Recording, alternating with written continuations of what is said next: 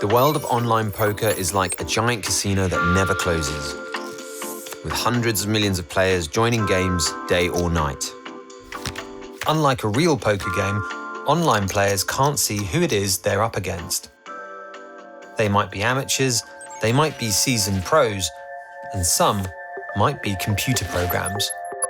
All the poker chat rooms are full of people accusing other players of being bots, but no one really knows who's behind them.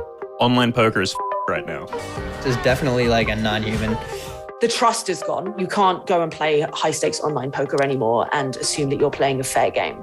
A poker bot is a computer program that plays the game at the highest level. There's evidence they've been used on major poker sites for a number of years. This is a kind of dirty secret of online poker. While some who use them do get caught, it's unclear just how many are getting away with it. It's kind of off-putting for amateurs. And without the new flow of players coming into the business, the whole poker economy could fall to pieces. I wanted to find out where poker bots come from, who makes them, and why. I had no idea what to expect.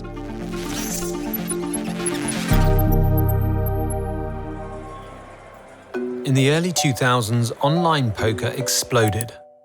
A critical moment was in 2003, where an accountant from Tennessee called Chris Moneymaker, yes, that's his real name, got to the finals of the World Series of Poker.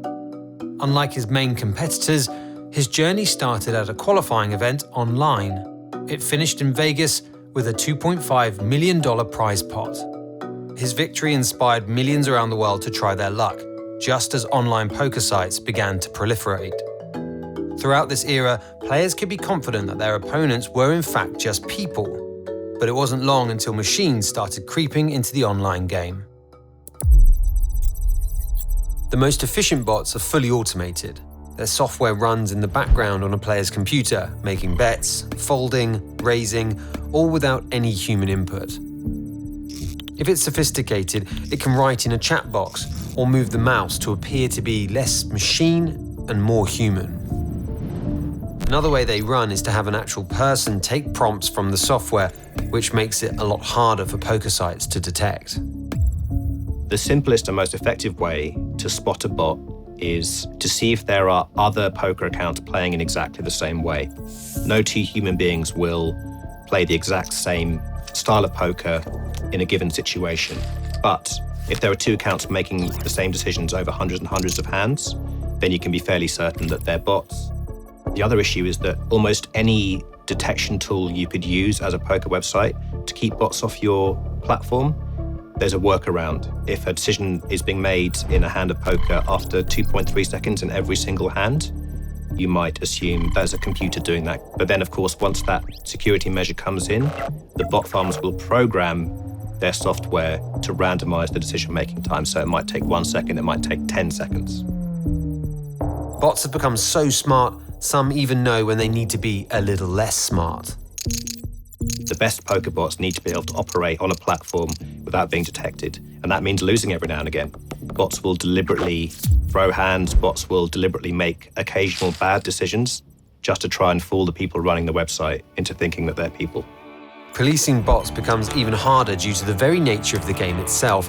It is vast and complicated, with multiple ways to win in multiple situations. Well, there's no such thing as perfect poker. As a concept, it can't exist, because poker has a random element and is a subjective decision-making process. Poker is a very cerebral, challenging game. It's not just about the information that you have, it's about the information you don't have. Take the no-limit version of the most popular poker game, Texas Hold'em. Not only can you bet any amount, you can bet any object, making the possible outcomes theoretically greater than the number of atoms in the universe. Pause the video if you need a minute to think about this.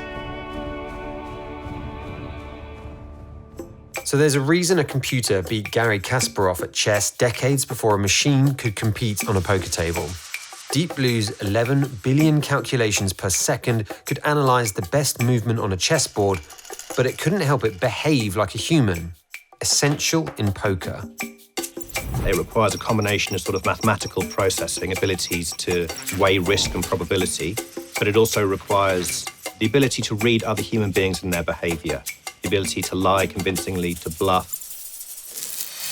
That's why poker has become so critical for scientists developing neural networks and artificial intelligence.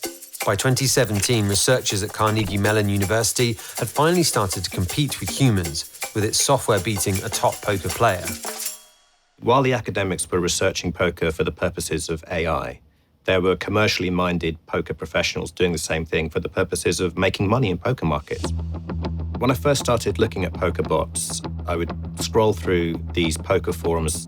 There was consistent references to this one operation that everyone called BF Corp, Bot Farm Corporation. Someone who said he was a whistleblower described the scale of the operation, the numerous offices that it had, how they managed to remain undetected. I'd spoken to dozens of people who had worked with this group from Siberia. I suppose it was inevitable that word would get back to them. And sure enough, one day out of the blue, they messaged me saying, we're the neo-pokerists and we hear you want to talk to us. I had no idea what to expect. I've never met a poker botter before. A lot of the online stuff about them made them seem quite menacing.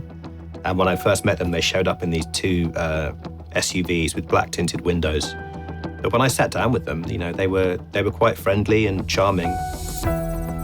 Bot Farm Corporation started life as a bunch of student kids in a university in Siberia.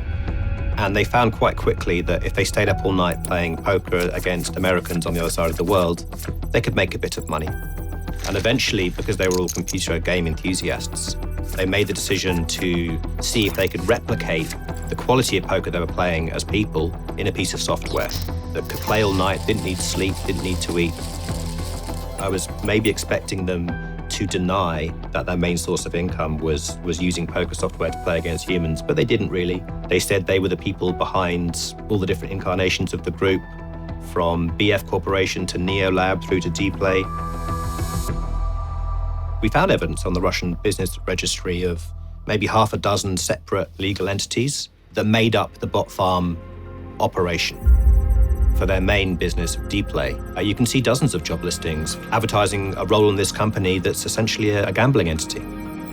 The confirmation of Bot Farm Corporation's existence has sent shockwaves through the online poker community, revealing a far bigger problem than many could believe. If they were discovered and their accounts were shut down, it was a simple matter for them to start again with a new clean account. And they adapted this business model over the years so that eventually they were renting out their software to people who ran their own bot farms, kind of like a franchisee system. The Russian bot makers say they deployed their software on major poker platforms since 2012. It's unclear if there are any other outfits like them.